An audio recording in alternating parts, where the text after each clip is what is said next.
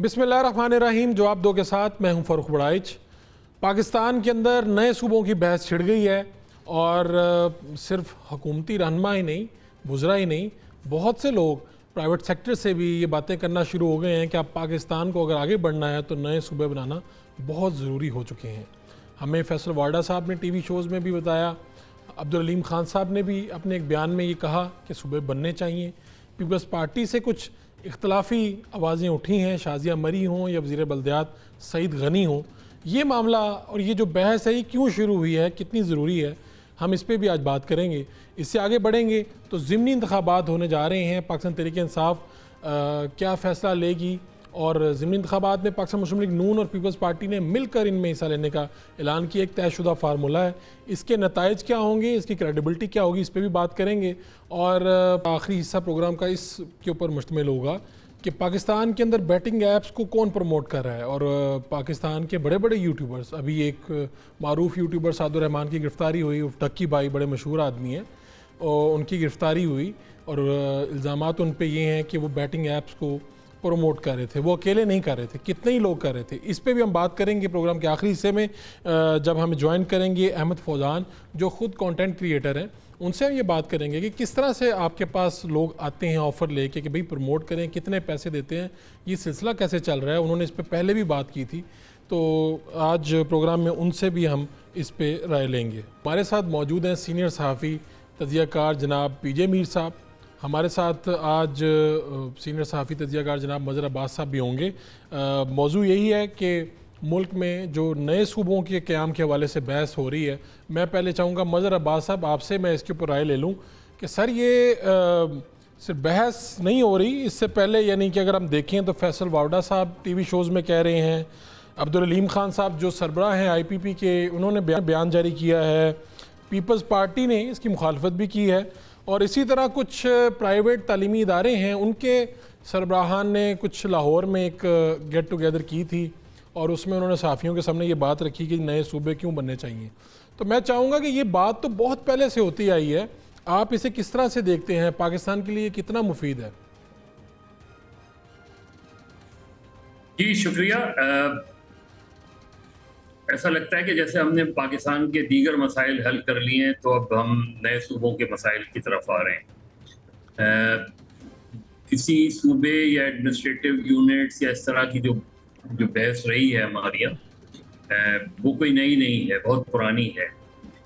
असल मसला जो है वो बेसिकली नए सूबे हों, वही सूबे रहें या कुछ और फार्मूला, क्योंकि हमने तो 1 यूनिट भी करके देख लिया, इससे पहले भी बहुत से तजुर्बात हमने करके देख लिए।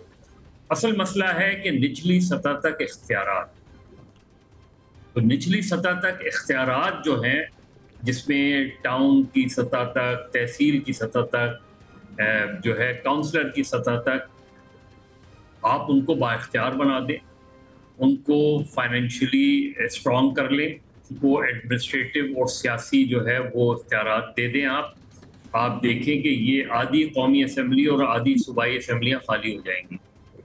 ये सब के सब काउंसलर और टाउन नाजिम और मेयर के इलेक्शंस में लग जाएंगे, उसमें सब इसके उम्मीदवार हो जाएंगे, और ये तजुर्बा हमने देखा है माजी में। तो असल चीज़ ये नहीं है, ये चीज़ नए सूबे नहीं है। नए सूबे बनाने से आपके मसाइल कम नहीं, मेरे नुक्ते नज़र से आपके मसाइल बढ़ेंगे। असल चीज़ ये है कि और जो जिस्ट है, यानी जिस 18वीं तरमीम को बड़ा सेलिब्रेट किया जाता है और वो मुत्तफ़क़ा तौर पे पास की गई, उसमें विफाक से सूबे और सूबे से निचली सतह तक इख्तियारात का कॉन्सेप्ट क्या था? यही तो कॉन्सेप्ट था कि निचली सतह तक बाख्तियार बनाया जाए। तो आप निचली सतह तक बाख्तियार बनाएं। ये सारी सियासी जमातें और सारी बहस जो है वो सूबों और इसकी, ये सारी होती ही इसी वजह से क्योंकि असल मौजू की तरफ आप नहीं आते। और यही वजह है इस वक्त आप सिंध ले लें, बलूचिस्तान ले लें, पंजाब ले लें, खैबर पख्तूनख्वा ले लें, उनके मसाइल ले लें, आप उसमें कहीं ना कहीं आप देखें कि हम क्या रोज़ हर मरतबा बारिश आती है, सैलाब आता है, सड़कें टूटती हैं, पुल गिर जाते हैं, ये किसकी वजह से होता है? कि आपने आपने उन इदारों को बाइख्तियार और मजबूत नहीं बनाया जिनकी ये जिम्मेदारियां होती हैं। अब उसमें वज़ीर आला, वज़राए आला कूद पड़ते हैं, वो दौरे करते हैं, फिर रिपोर्ट बनती हैं, फिर कमीशन बनते हैं, ये सारी चीज़ें एक्सरसाइज होती हैं और बात वहीं की वहीं रह जाती है। तो मैं समझता हूँ सूबों के बजाय और फिर सूबों बनाने के जो जो मैकेनिज्म है वो बहुत लॉन्ग प्रोसेस भी है, डिफ़िकल्ट भी है।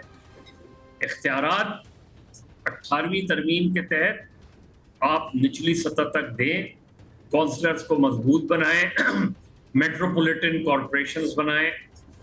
कराची की मिसाल ले लें आप, कराची को मेट्रोपॉलिटन सिटी बनाएं आप, उसके अंडर जिस तरह बाकी मुल्कों में जो कैपिटल्स हैं या बड़े शहर हैं वहाँ आप देखें, वहाँ आप पीजे मीर साहब मेरे साथ हैं, वो एक तवील अरसा वो बरतानिया में ही रहे हैं, वो मुझसे बेहतर बता सकते हैं कि वहाँ मसला जो आप चले जाएं दूर दराज इलाकों में बरतानिया के, उनका इशू ये नहीं होता कि वेस्टमिनिस्टर में कौन प्राइम मिनिस्टर आता है, उनका इशू ये होता है कि उनका टाउन नाजिम कौन होता है, टाउन नाजिम का इंतखाब कैसे होता है। मेरा ख्याल है ये एक हमेशा हर चंद साल बाद हम गैर ज़रूरी बहस में पड़ जाते हैं और अल्टीमेटली वो पॉलिटिसाइज हो जाती है, कहाँ से सियासी हो जाती है, मतलब बहुत सारे मसाइल हैं वो अपनी जगह बरकरार रहा हूँ, ये बहस कहाँ से आती है, कौन कोई शुरू करवाता है, या हमारे लोग सोचते हैं कि यार मौजूदा सिस्टम चूंकि डिलीवर नहीं कर पा रहा तो चलो शायद ऐसे करके देख लेते हैं। क्योंकि अभी देखिए ना, पीपल्स पार्टी ने तो इसको, वज़ीर बल्दियात ने तो कहा कि भाई हमारे यहाँ तो ज़रूरत नहीं है, ना मेजॉरिटी चाहती है, लेकिन ये अलीम खान साहब ने एक अपना पूरा मेरे भाई सिस्टम इसलिए नहीं चल पा रहा क्योंकि आप इख्तियारात नहीं दे रहे, आप निचली सतह तक इख्तियारात नहीं दे रहे, और उसी वजह से इदारों में मैसिव करप्शन आई है, और जो पॉलिटिकल डिसऑर्डर हुआ है, कॉन्स्टिट्यूशन को फॉलो नहीं किया जाता। तो आप जो और इससे पहले जो तजुर्बात हैं उनको सामने रख लें कि उन तजुर्बों के नतीजे में क्या सूरत हाल हुई। जिस तरह मैंने मिसाल दिया, 1 यूनिट का तजुर्बा करके देख लिया ना आपने, उसका क्या नतीजा निकला उसका।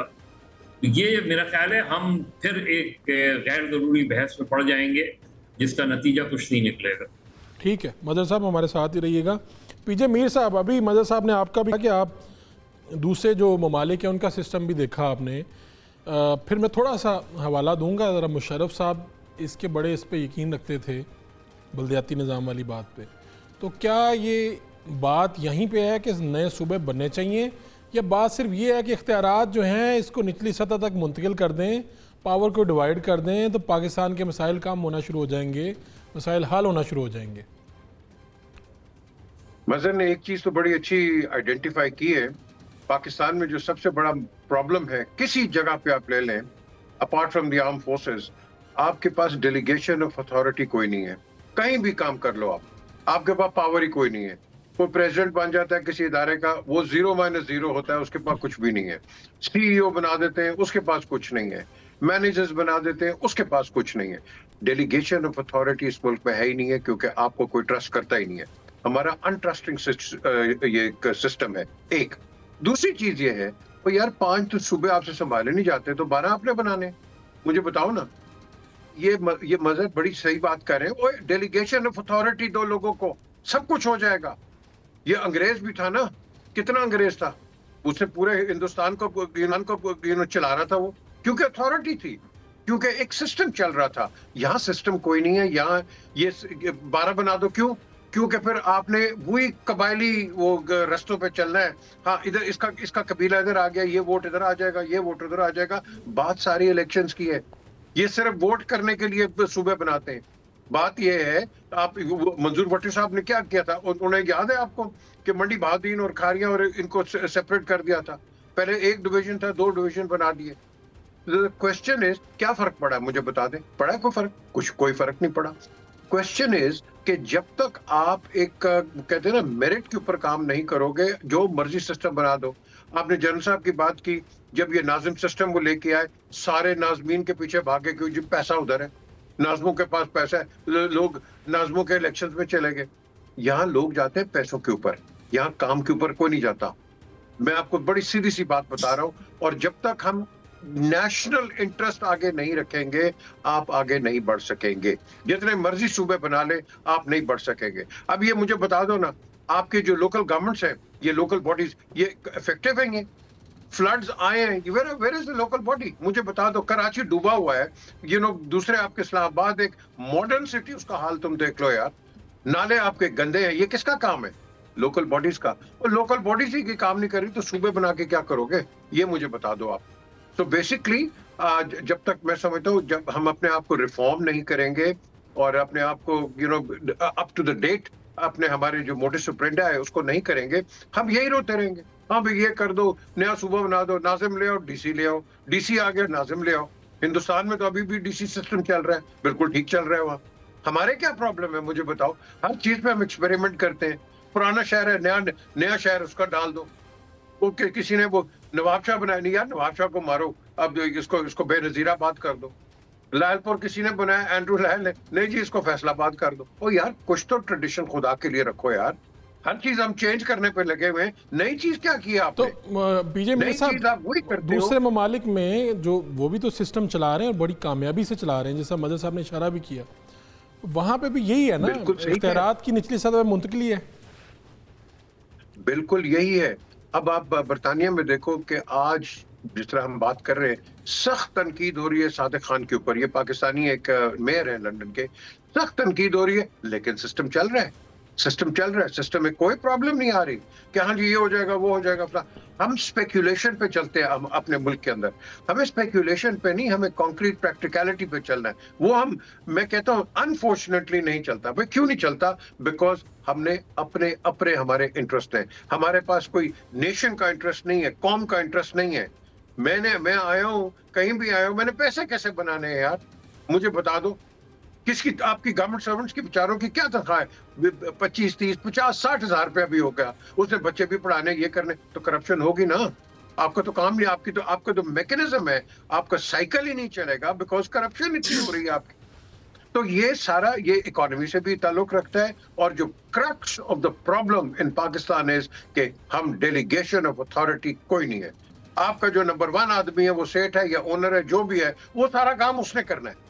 हर he is calling the shots. आप और मैं कुछ नहीं है, ये यहाँ कुछ नहीं होगा। आप इसीलिए हमारी क्रिएटिविटी पाकिस्तान में नहीं है, लेकिन हमारे जो बच्चे बाहर पढ़ते हैं उनके आप देखें, एबिलिटीज देखें, उनकी क्वालिटीज देखो, उनको एक विंडो मिलती है काम करने की, वो कहां से कहां पहुंच जाते हैं। हमारे मुल्क में क्यों नहीं पहुंचते यार? मुझे तो अफसोस और रोना इस चीज का है, क्यों नहीं पहुंचते? क्योंकि हमें दबा के रखा हुआ है हमारे सिस्टम ने। कोई भी हो, हमें सब्जुगेटेड। इसको आप खत्म कर दो, अब हमारे पास हर चीज है। अब जब हम बोस्ट करते हैं फर्स्ट इस्लामिक न्यूक्लियर पावर, क्या हमें फख्र नहीं होता? हमने किया है कि नहीं? हम कर सकते हैं। सिर्फ करने वाले बनाओ और ये कराने वाले बनाओ, ये नहीं है हमारे पास। बिल्कुल ठीक है जी। गुफ्तगू चल रही है, एक ब्रेक लेनी है, ब्रेक से वापस आएंगे तो 2 मौज़ूआत हैं, ज़मीनी इंतखाबात भी और ये जो बल्दियाती सिस्टम है इसने कितना डिलीवर किया नहीं किया, इसके ऊपर भी बात करना बहुत ज़रूरी है। एक short commercial break. Welcome back. मदर साहब, सिंध में तो जैसा कराची में मेयर मौजूद हैं, बल्दियाती निज़ाम है, बाकायदा इलेक्शन हुए हैं, क्या वहाँ पे सिस्टम इफेक्टिव है? जी बिल्कुल ऐसा ही है। मतलब आप कराची की अगर जोग्राफिया देखें तो उससे आपको अंदाज़ा हो जाएगा। मेयर है, मेयर के पास कितनी पावर्स होती हैं, उसमें आप मुर्तज़ा वहाब को साइड कर दें, आप मुस्तफ़ा कमाल ले आएँ, आप मुस्तफ़ा कमाल को साइड कर दें, आप फारूक सत्तार ले आएँ। अब दीगर जो हमारे 2 और मेयर गुजरे हैं, नेमतुल्लाह मरहूम और अब्दुल सत्तार अफगानी, वो देख लें, उनका अदवार देख लें। आप फिर एक एडमिनिस्ट्रेटर रहे फ़हीम ज़मान। बेसिक इशू जो है इसलिए नहीं रिजॉल्व हुआ, इसलिए नहीं हुआ क्योंकि पावर्स नहीं हैं। और वो जिस अंदाज में जो चीज़ें होती हैं उसमें प्रॉब्लम्स आती हैं। और कराची की तो एक बहुत मुख्तलिफ कहानी है। कराची तो इस तरीके से तबाह हुआ, इस तरीके से बर्बाद हुआ कि एक बना बनाया शहर जो है वो उजड़ गया। लेकिन असल चीज़ ज़ाहिर है किसी एक शहर की बात नहीं, शहरों की बात है, खैबर पख्तूनख्वा उठा लें आप, उनके शेयर उठा लें आप, बलूचिस्तान उठा लें, उसमें बात वही है जिसकी तरफ पीजे भी इशारा कर रहे थे और शुरू में मैंने भी बात की कि आप ये क्यों नहीं आजमा के देखते। और जब भी ये कोशिश की गई इसमें, तो ये रुकावटें जो हैं ये क्यों डाली गई आप। और मैं बिल्कुल ताज़ा तरीन मिसाल तो 18वीं तरमीम है। यहाँ तक शोर किया जाता है कि वफाक से सूबों को इख्तियार दिया जाए, मिल गए इख्तियार। उसके आगे क्या है, उसके अंदर क्या लिखा हुआ है कि उस इख्तियार को फिर आप डेलीगेट करेंगे निचली सतह तक। वो निचली सतह नहीं आने दी जाती, क्योंकि वो निचली सतह आ गई तो ये जो चौधराहटें हैं ये सारी खत्म हो जाएंगी। फिर मैं अपने इलाके के काउंसलर को, मेरी गली जो है साफ नहीं हुई तो मैं जाके काउंसलर को पकड़ूंगा ना, मैं जाके टाउन नाज़िम को पकड़ूंगा, मैं उसको पकड़ूंगा, मैं कहूँगा आपके पास इख्तियार भी है, पैसा भी है, आप क्यों नहीं खर्च करते। ये नाले भी आपकी जिम्मेदारी है, ये ना साफ पानी भी आपकी, ये टोटल पैकेज होता है। ये ड्रेनेज सिस्टम हो, पानी की लाइनें हों, नए इलाके बसाने हों, ये टोटल म्युनिसिपल पावर्स के अंडर होना चाहिए। ये किसी प्रोविंशियल गवर्नमेंट के अंडर नहीं होना चाहिए। प्रोविंशियल गवर्नमेंट का कोई अमल दखल इसमें नहीं होना चाहिए। आप वो असेंबलियां कानून साजी के लिए होती हैं, अच्छे कवानीन बनाने के लिए होती हैं। यहाँ आप देख लें, ड्रग्स कोड्स देख लें, लेबर कोड्स देख लें, सिविक कोड्स देख लें, ये सारी चीज़ें रिडंडेंट हो गई हैं इसमें, इसलिए कि प्रोविंशियल गवर्नमेंट्स कहीं ना कहीं आके अपनी पावर, यहाँ भी आप देख लें, क्यों मुराद अली शाह जो है वो शहरों में घूमे, या मरियम नवाज शहरों में घूमे, या अली अमीन गंडापुर शहरों में घूमे, या सरफराज बुख्ती शहरों में घूमे। क्यों नहीं ये सारा टोटल पावर जो है, पावर पैकेज जो है वो मेयर के अंडर हो, टाउन्स के अंडर हो, अपने अपने उस इलाकों के अंडर हो, उनके पास सारी चीजें बनाने का इख्तियार, टेंडर, सब कुछ उनके अंडर हो, और एक स्ट्रॉन्ग अकाउंटेबिलिटी प्रोसेस हो। आप देखें कैसे नहीं मसले हल होंगे। टाइम लगेगा, जाहिर है, क्योंकि आपने बिगाड़ इतनी पैदा कर दी है। चलें, हमारी इस डिबेट में से ये तो निकला कि भाई मसला एक ही है, इख्तियारात मुंतकिल कीजिए फिर पाकिस्तान आगे बढ़ेगा। मैं आगे बढ़ता हूँ। ख़बर ये कि वफद की मुलाकात हुई पीपी की और PMLN की, और ये ज़मीनी इंतखाबात मिलकर लड़ रहे हैं। पहले तो मैं पीजे मीर साहब आपसे ये पूछना चाह रहा हूँ कि ये जो फ़ैसलों के बाद बहुत सी नशिस्तों पे इलेक्शन हो रहे हैं, ज़मीनी इंतखाबात, इसकी किस तरह से आप देखते हैं, इसकी कोई अहमियत है, नहीं है? और फिर इसमें यह भी है कि PTI ने पहले फ़ैसला किया था हम नहीं आएंगे, अब वो सोच रहे हैं कि शायद आना चाहिए इस तरफ। तो आपसे मैं चाहूँगा बतौर सहाफ़ी तजियाकार आप क्या देखते हैं, इनकी क्या अहमियत होगी? काफ़ी नशिस्तों पे है, कहीं पे सितंबर में हो रहे हैं, कहीं नवंबर में हो रहे हैं, कहीं अक्टूबर में हो रहे हैं। बात ये, जब भी इलेक्शंस हो जाएं, लेकिन क्रक्स यही है कि भाई क्या ईमानदारी के इलेक्शंस हैं, फेयर इलेक्शंस हैं, हमने देखना है। इलेक्शन तो होते रहेंगे, ये अच्छी बात है, PTI आई है। मैं हमेशा कहता हूं कि if you are not in you can't win. तो आपने रहना है इस रेस के अंदर, भले आपके साथ आप कहते ज्यादती हुई है, जो भी हुआ है, लेकिन आपने इस रेस के अंदर रहना है, कन्वेंशन के अंदर आपने रहना है। आपने बाहर बैठ के ये रोडों पे निकल के एहतजाज करके ये वो नहीं, आप बिल्कुल प्रोटेस्ट करो, हर चीज करो, लेकिन आपने साथ साथ सिस्टम के अंदर भी तो रहना है ना। आप सिस्टम के असेंबलियों से रिजाइन कर दिया, तो रिजाइन कर दिया, क्या हो गया? कुछ हो गया? कुछ नहीं हुआ। आपने सिर्फ एहतजाज किया। तो अब आप लड़ रहे हो ज़िमी इलेक्शंस, तो ज़िमी इलेक्शंस के अंदर आप वहां अलायंस करोगे जिसको आप पहले कहते हो गालियां देते हो, ये तो चोर है, अब वो ठीक हो गए। द क्वेश्चन इज कि इनकी जबानें, सारों की, गवर्नमेंट की और ऑपोजिशन, इनकी जबानें, इनमें थोड़ा सा लगाम लगाना चाहिए कि देखो कल आज के जो एडवर्सरीज हैं, कल के आपके पार्टनर्स भी हैं। ये पीपल्स पार्टी और नून क्यों बैठे हैं? ये तो एक दूसरे को रीगल चौक पे वो क्या कह रहे थे, वो घसीटेंगे, ये करेंगे, अली बाबा 40 चोर, आज सारे बैठे हुए। आज अली बाबा और उसके साथ 80-90 और भी आ गए। द क्वेश्चन इज, क्या हम इसी तरह सियासत करते रहेंगे और हम यही डरेंगे और यही बात करेंगे इलेक्शंस होंगे, जीतेगा कौन? ओ यार, जो मर्जी जीत जाए, आपके पास 4 वोट ईमानदारी के हों, वो बहुत अच्छे हैं बनिस्बत 400 चोरी के वोट हों। अब किस किस्म के लीडर होंगे यार? अपना कॉन्शियस तो देखो। हम तो बात इलेक्शंस की कर लेते हैं, हाँ जी ये होगा, फिर क्या होगा? जो मर्जी हो, इलेक्शंस फेयर हो जाएं और आप ईमानदारी से जीत जाएं, यार आप हमारे लीडर हैं, जो मर्जी आए।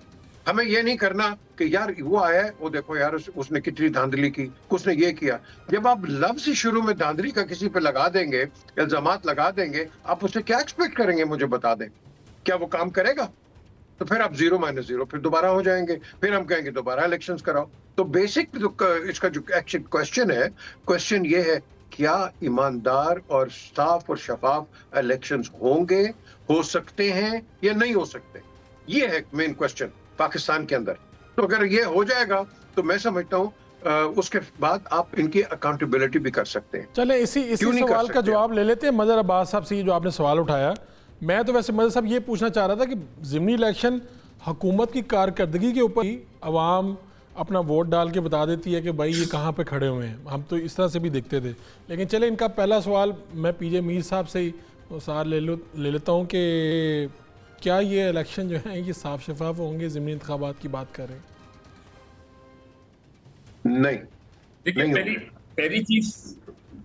पहली चीज तो ये कि ज़िमनी इलेक्शंस जो है वो एक जाहिर है एक टेस्ट ज़रूर होता है, लेकिन किसी की परफॉर्मेंस वगैरह जब हम देखते हैं किसी गवर्नमेंट की, तो उसके लिए जाहिर है वो हम जनरल इलेक्शन, जो अगले जनरल इलेक्शन होते हैं, क्योंकि वो टाइम फ्रेम ऐसा होता है ना कि आपके पास 5 साल होते हैं, उन 5 साल के अरसे में आपने कितना काम किया वो देखा जाता है। अब 1.5 साल 2 साल बाद कोई ज़िमनी इलेक्शन हो रहा है, और ज़िमनी इलेक्शन वैसे भी महदूद होते हैं उसमें। ये ज़िमनी इलेक्शंस जिस पस मंज़र में हो रहे हैं वो ज़ाहिर एक मुतनाज़ा पर पस मंज़र है। दूसरी बात ये कि मुस्लिम लीग, नून और पीपल्स पार्टी मिलकर लड़ रहे हैं। ज़ाहिर पीपल्स पार्टी के पास पंजाब में अब बहुत कम स्पेस रह गई है। कुछ सदन पंजाब में आप कुछ हल्के ले लें, वरना अदरवाइज तो पीपल्स पार्टी के हाथ में कुछ भी नहीं है। और ये बड़ी बदकिस्मती है पीपल्स पार्टी की कि वो उन्होंने इतने सालों में, जब से वो पंजाब में 2013 के बाद से फारिग हुए हैं, उन्होंने कोई कमबैक करने की, अकेले कमबैक करने की कभी संजीदा कोशिश नहीं की। अब वो कभी परवेज इलाही चौधरी के साथ मिल जाते हैं, कभी मंजूर भट्टो को ले आए, कभी इसको ले आए, और कभी PMLN के साथ। लेकिन पीपल्स पार्टी का अपना वोट बैंक जो है वो किधर गया, ये सवाल पीपल्स पार्टी के अंदर नहीं उठाया जाता। बात यह कि इलेक्शन ये बहुत बड़ा इम्तिहान हो सकता है, इलेक्शन कमीशन का भी इम्तिहान हो सकता है, बाकियों का भी हो सकता है कि आप ज़िमनी इलेक्शन जो है वो कितने फ्री एंड फेयर कराते हैं। तीसरी बात ये कि तहरीक इंसाफ खुद क्या फैसला करती है, ज़िमनी इलेक्शन में जाएगी नहीं जाएगी। मेरे ख्याल में जाना चाहिए उन्हें, और एक्सपोज करना चाहिए अगर वो समझते हैं कि चीज़ें गड़बड़ हुई हैं। और क्योंकि नॉर्मली तो हमने ये देखा है कि रूलिंग पार्टी कम ज़िमनी इलेक्शन हारती है, लेकिन तहरीक इंसाफ के पीरियड में हमने ये देखा था कि तहरीक इंसाफ की हुकूमत होते हुए भी ज़िमनी इलेक्शन जो है वो बड़ी तादाद में हारे थे उसमें। तो ये टेस्ट होगा, इलेक्शन कमीशन का टेस्ट होगा, हुकूमत का होगा, दीगर इदारों का होगा कि वो कितना स्पेस देते हैं इन इलेक्शंस में। लेकिन इलेक्शंस की क्रेडिबिलिटी जो है वो बुनियाद है जमहूरियत की। अगर क्रेडिबिलिटी ही इलेक्शन की नहीं है तो फिर जमहूरियत बेमाने हो जाती है। और ये बहस हम गैर ज़रूरी बहस में चले जाते हैं कि मकबूलियत और कबूलियत। मकबूलियत अवाम का मैंडेट होती है, कबूलियत बिल्कुल फ़रोही चीज़ होती है। अवाम, अगर कोई पार्टी या लीडर अवाम के जज्बात के ख़िलाफ़ काम करता है, लोग समझते हैं कि मुल्क के ख़िलाफ़ है, तो वो लोगों का इख्तियार है कि वो उसको उठा के बाहर फेंकें, ये किसी और का इख्तियार नहीं। तो इसको सामने रखते हुए एक बड़ा इम्तिहान होगा। अब देखते हैं तहरीक इंसाफ इसमें हिस्सा लेती है नहीं लेती, लेकिन गवर्नमेंट की, इलेक्शन कमीशन की क्रेडिबिलिटी एट स्टेक होगी। ठीक, ये पीजे मीर साहब जिस बैकग्राउंड वाली बात की है वो बात तो ठीक है, थोड़ी सी इस पर मुतनाज़ा है, लेकिन बहरहाल ये एक हकीकत है कि इलेक्शन होने जा रहे हैं, वहाँ पे कैंपेन्स हो रही हैं। आप यही क्रेडिबिलिटी वाली बात पे आपका मैं चाहूँगा टेक कि क्या क्रेडिबिलिटी हो सकती है, या इलेक्शन कमीशन पे जो सवालात हैं, क्या इन इलेक्शन में अगर ये शफाफियत नज़र आ जाए ज़िमनी में भी, तो इससे भी तो काफ़ी क्रेडिबिलिटी बेहतर हो जाती है कि यार जो शकूक व शुबात थे वो भी ख़त्म हो जाते हैं बाज़ दफ़ा, या कम हो जाते हैं। जब आप इलेक्शन जीत के आते हैं, आपको पता है कि क्या करते हैं सारे, और यार ये जो इतना खराब काम हुआ ये तो पिछलों ने किया है, तो आपका 1.5 साल इसी में गुजर जाता है कि पिछलों ने क्या किया। अपना नहीं बताएंगे कि आप क्या कर रहे हैं, पिछले के पीछे को ब्लेम करते रहेंगे, हर हुकूमत ने ये किया है। जो भी हुकूमत आई है वो पिछले ये कर गए। ओ यार कर गए तो तुम क्या कर रहे हो, मुझे तो अपना बताओ। तुम हर स्पीच के अंदर, तकरीर के अंदर, वो जी ये मैं लूट गया, वो बेड़ागर कर गया, ये कर गया, वो कर गया। 1.5 साल, पौने 2 साल उसमें लगे रहते हैं, फिर ये अंदर आते हैं और फिर नई हुकूमत आती है, वो कहते हैं ये क्या कर गए। यार अपने माइंड्स को ठीक करो। क्रेडिबिलिटी आपके दिमाग से आती है, आपकी इंटेग्रिटी से आती है। मैं हमेशा एग्जांपल देता हूं, आज देता हूं आपका। हमारे पहले चीफ जस्टिस होते थे, पहले जस्टिस रशीद। उनकी बेटी पता नहीं मजर को शायद पता हो कि हयात है कि नहीं, जीनत रशीद। तो एक डॉक्यूमेंट्री एक बनी थी अकबर एस अहमद की। तो उसमें उन्होंने कहा, वो जिन्ना साहब के साथ बैठते थे डेली। तो उन्होंने कहा, जब इलेक्शन हुए गवर्नर जनरल के, उन्होंने कहा मिस्टर जिन्ना, मैंने अंग्रेजी में उसने कहा कि मैंने आपके लिए 4 दफा वोट किया है। तो कायद आजम ने कहा कि वो कैसे। तो उन्होंने कहा जी मैं एक दफा शलवार पहन के गई, एक दफा साड़ी पहन के गई, एक दफा दुपट्टा पहन के गई, एक दफा कोई और ड्रेस पहन के गई। तो जिन्ना साहब ने, ये ऑन रिकॉर्ड है, उन्होंने कहा, जीनत बताती हैं खुद, उन्होंने कहा कि जाओ अभी और अभी वो जो वोट है वापस लो। मुझे कोई शौक नहीं है पाकिस्तान में गवर्नर जनरल बनने का इन वोटों के साथ। ये होती है क्रेडिबिलिटी भाई, ये होती है इंटेग्रिटी। हम कायद आजम के नाम लेते हैं, कायद आजम के काम देखो तुम। हम उनके बड़े एग्जाम्पल्स देते हैं, क्या उन पे चलते हैं हम? वो जो 3 लफ्ज आपको कह गए थे, यूनिटी, फेथ एंड डिसिप्लिन, है हमारे अंदर आज? उसी को हम रोते रहते हैं, करते हैं नहीं है, तकरीरें करेंगे। तो क्रेडिबिलिटी जो है आपके अंदर से आएगी। तो जब आपके अंदर से क्रेडिबिलिटी नहीं है, तो आप और मैं जब बाहर जाएंगे, हम लोगों के आगे क्या क्रेडिबल काम करेंगे? वो मुर्तजा वहाब उस दिन टीवी पे मेरे ख्याल में एक ही के शो में था, तो वो आए, उनसे सवाल किया एंकर ने। तो उन्होंने कहा कि ये जो फ्लड्स हैं, ये हम अभी इनको तो ठीक नहीं कर सकते, ये एक दिन का काम। ओ भाई, गिव मी अ प्लान। मुझे रोना धोना नहीं चाहिए कि हम नहीं कर सकते, हमारे पास टाइम नहीं है। वही कितना टाइम है आपके पास? आप तो कराची को गवर्न कर रहे हैं और अभी आप बता रहे हैं कि आपके पास टाइम नहीं है। व्हाट आर यू टॉकिंग यार? मुझे रिजल्ट चाहिए, मुझे ये नहीं चाहिए उसने क्या किया, उसने ये क्या किया। मुझे बताओ आप करोगे क्या, आपका प्लान क्या है? कराची को कैसे बचाओगे? तो आपके नाले ओवरफ्लो हो रहे हैं, किसने ठीक करने? ये मेयर ने करने हैं या गवर्नमेंट ने करने? The question is somebody is going to take the can। ये नहीं करते। ठीक है। आपकी रिस्पॉन्सिबिलिटी जिसकी है वो नहीं लेता। पीजे मीर साहब, आपका बहुत शुक्रिया। मदर अब्बास साहब, आप दोनों ने राय दी और ये बात दुरुस्त है कि क्रेडिबिलिटी जो है इसके ऊपर सवाल होगा। ये जो ज़िमनी इलेक्शन होने जा रहे हैं अगले 2-3 माह में, ये बहुत अहम होंगे। ये अपोजिशन लीडर, पंजाब असम्बली, कौमी असम्बली, फिर आगे सिलसिला है। बहुत ही अहम रहनुमा थे जिनके फ़ैसले आए, उसके बाद ये नशिस्तें खाली हुई।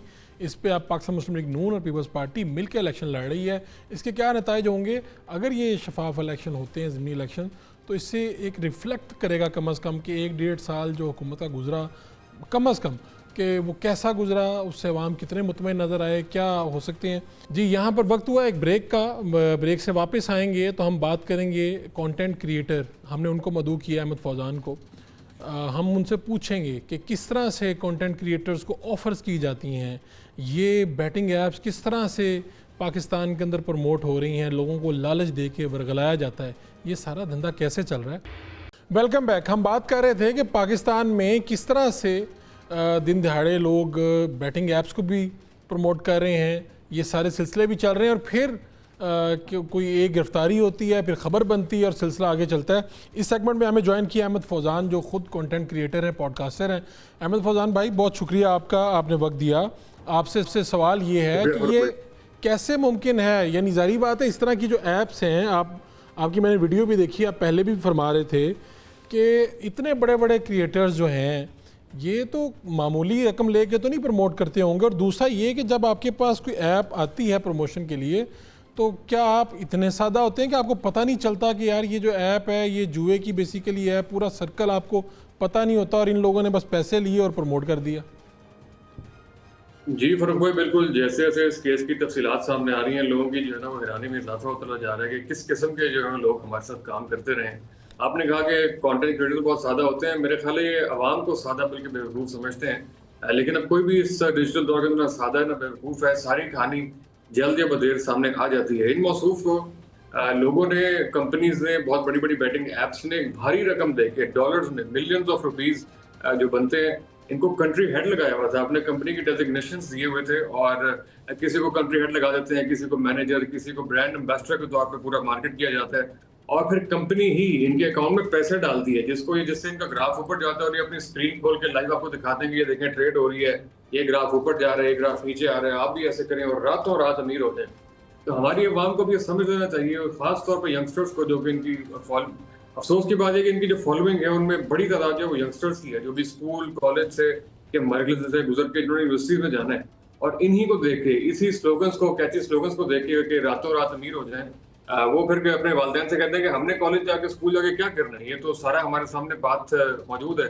तो उसकी कली भी खुल गई है कि ऐसा कोई शॉर्टकट जो है वो दुनिया में मौजूद नहीं है, एक प्रोसेस के तहत ही गुजरते हैं, और ये जो सारे के सारा था एक फेक चीज थी, और वो कंपनी ने अपनी प्रमोशन के लिए उनके अकाउंट में पैसे डिपॉजिट करवाए हुए थे, जिसको वो आपको दिखा के आपको एनरोल करवाते हैं, और उनके पैसे आपकी एनरोलमेंट से बनते हैं। इस मॉडल को समझना बड़ा जरूरी है। यानी आप कह रहे हैं कि जो इसको प्रमोट कर रहा है वो तो फायदे में है, एक तो उसे कंपनी पैसे दे रही है, दूसरा जितने लोग इस सिलसिले के साथ जुड़ते जाएंगे उसको एक एक बंदे का शेयर आ रहा होगा, ऐसे कह रहे हैं आप?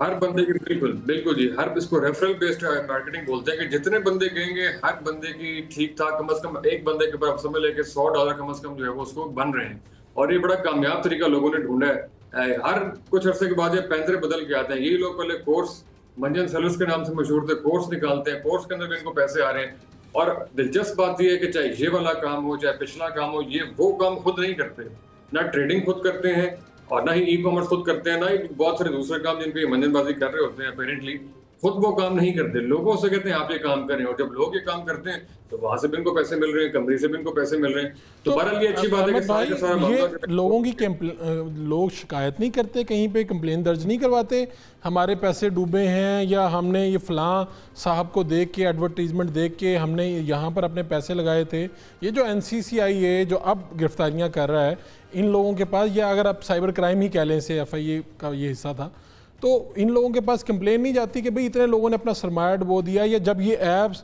यूट्यूब के ऊपर अपनी ऐप ऐड कर रही होती हैं, क्रिएटर्स के ज़रिए करवा रही होती हैं, तब कोई इदारा हरकत में क्यों नहीं आता? कुछ सिस्टम मौजूद नहीं है इसके लिए? पर वो ये बहुत इंपॉर्टेंट बात है कि लोग जब वो खुद आवाज़ को नहीं बुलंद करते, मेरा ख्याल है यही शऊर आम करने की ज़रूरत है। बहुत से लोग जब धोखा खा जाते हैं उसके बाद शोर तो मचाते हैं, उसके बाद जब वो रोना धोना तो होता है, लेकिन किसी को पता नहीं है कि रेलिवेंट प्लेटफॉर्म्स है क्या, और लोगों को चेक करने का तरीका क्या है। कानून मौजूद है, ज़ाब्ते मौजूद हैं, उसको एक्सरसाइज करने के तरीके लोगों के पास नहीं है। सिंपल तरीका ये है कि आपने जो है वो SCCB की एक बेहतरीन किस्म की वेबसाइट में बनी हुई है, कानून के अंदर पूरे का पूरा रास्ता मौजूद है। कोई भी ऐसा फर्द या कोई भी ऐसी नई NGO है, मैं असल में इस बारे में जो है वो पिन पॉइंटेड करना बहुत जरूरी है, क्योंकि बहुत से लोग ठीक काम भी कर रहे हैं। इस सारे हल्ले के अंदर ठीक काम करने वाले लोग भी बदनाम हो जाते हैं, स्पेशली क्रिप्टो जो है वो भी रिसेंटली जो है वो जनरल आसिम मुनीर साहब से भी मुलाकात हुई है, क्रिप्टो पूरी बॉडी की, क्रिप्टो को लीगलाइज करने की कोशिश हो रही है, बहुत सारे कंपनीज ठीक भी काम कर रही हैं। जो थिन लाइन है उसको पता करने का तरीका सिर्फ बड़ा सिंपल सा ये है कि SCCB एक वेबसाइट मौजूद है, उसके ऊपर जाएं, उस ऐप का नाम या फिर लिंक लिखें, वहां से आपको पूरे का पूरा जो है वो तरीकाकार मालूम हो जाएगा कि ये पाकिस्तान में लीगल है या नहीं है। चलें, और जितने भी सारे के सारे आखिरी सवाल फौजान भाई, हमारा शो का वक्त ख़त्म हो रहा है कि जिस तरह ये डकी भाई हैं और लोग हैं, ये अकेले तो नहीं होंगे ना? अब बहुत से लोग हैं जिन्होंने ये प्रमोट की होगी, क्या ये सवाल है ना फिर इंसाफ के ऊपर भी, और अदल हो रहा है या नहीं हो रहा है, इस पर भी एक सवाल उठ जाता है। क्या वो सब लोग भी गिरफ्त में आ चुके हैं या आपको नज़र आ रहे हैं? क्योंकि मैं बयान तो सुन रहा हूँ कुछ अफसरान के, आपको क्या लग रहा है और भी इनके अलावा बड़े बड़े यूट्यूबर्स या इन्फ्लुएंसर्स हैं जिन्होंने इस ऐप को प्रमोट किया? क्या उनके खिलाफ भी कार्रवाई हो रही है या होती नज़र आ रही है? और भाई सांस तो इस वक्त सबके खुश्क हुए हैं, जिन्होंने भी प्रमोट किया है वो दर्जनों लोग हैं, सब जो है बड़े डरे डरे सहमे सहमे से हैं, अपनी फ्लाइटें बुक करवा रहे हैं। लेकिन बहरहाल ये एक क्वेश्चन मार्क है कि इस पर थोड़ा सा जरा सिलेक्टिव जो है वो जस्टिस देखने में आ रहा है। सिर्फ डकी भाई के खिलाफ कार्रवाई है, बाकियों के खिलाफ सिर्फ बयानबाजी की हद तक है, लेकिन बहुत बड़े बड़े जो सुपरस्टार्स हैं, क्रिकेटर्स हैं, बहुत बड़ी बड़ी हमारी लीग्स हैं, और भी जगहों पर इनके लोगोस नजर आए हैं, तो आई थिंक सबके खिलाफ इक्वल कार्रवाई होनी चाहिए। और इसमें क्रिकेटर्स भी हैं, हमारे कौमी क्रिकेटर्स। जी बिल्कुल, कौमी क्रिकेटर्स हैं, इसमें बहुत से और भी नाम आ रहे हैं, तो इसमें बिल्कुल सबको इक्वल ट्रीट करना चाहिए। फरूक भाई, इसमें एक और भी वैसे बात है, मैं जरूर आपके प्लेटफॉर्म में कहना चाहूंगा कि खबर है कि डकी भाई के ऊपर जो वो तशद्दुद किया जा रहा है, बहुत सारा उनको जो है वो सामने किया जा रहा है। बाद में जब उसकी तहकीक हुई तो पता लगा वो खबर भी फेक है। अगर तो डक्की भाई के ऊपर किसी किस्म का तशद्दुद किया जा रहा है तो मैं बतौर उनसे बहुत इख्तिलाफ रखने के बावजूद बतौर क्रिएटर फेलो क्रिएटर मजम्मत करता हूँ, तशद्दुद की कोई गुंजाइश नहीं है, नहीं हम भी करते हैं। लेकिन 2 दिन के बाद ये खबर सामने आई कि कोई तशद्दुद नहीं हो रहा और बाद में जब ये फैक्ट चेक हुआ तो ये प्रोपेगेंडा करने वाले वही लोग हैं जिनका पूरा पैटर्न है, जो बताते हैं कि जेल में फिलहाल लीडर के साथ भी तशद्दुद हो रहा है, बड़े को खाने पीने को कुछ नहीं दिया जा रहा है, ये हो रहा है वो हो रहा है। तो ये एक नेगेटिव जो प्रोपेगेंडा है हमारा पूरी मशीनरी खुल जाती है। इन लोगों को कॉल आउट करना बहुत जरूरी है कि किसी ना किसी तरीके से लोग चाहते हैं कि आग लगे, आग को भड़काया जाए और लोगों के अंदर जो है ना वो एक अजीब सा रवैया पेश किया जाए। असल में इन लोगों को कॉल आउट करना बहुत जरूरी है जो कि हर मौके को यूटिलाइज करते हैं, और डॉलर बनाते हैं। इस तरह की सिचुएशन पे डॉलर बनाते हैं कि डक्की भाई के साथ ये हो गया वो हो गया और इस पे भी डॉलर कमा लेते हैं। बहुत शुक्रिया अहमद भाई, बहुत शुक्रिया आपका, आपने वक्त दिया। ये हम शो का वक्त ख़त्म हो रहा है लेकिन ये बात कहना बहुत ज़रूरी है। सबसे पहले तो ये कि जब ये बैटिंग ऐप्स प्रमोट हो रही थी तब इदारे कहाँ पर थे, इतने माह बाद, इतने साल बाद क्यों याद आई? चलें अगर आपको याद आ भी गई, पता चल ही गया कि ऐसा धंधा चल रहा है, तो फिर उसके बाद सेलेक्टिव जस्टिस क्यों? वो तमाम लोग जो इसको प्रमोट कर रहे हैं, करते आए हैं, उन लोगों को कानून के कटोरे में लाकर खड़ा करें ताकि लोगों को किसी किस्म का शक ना रहे, कोई शुबा ना रहे। प्रोग्राम का वक्त ख़त्म हो जाता है, इंशाल्लाह फिर मुलाकात होगी। अल्लाह ने के बाद।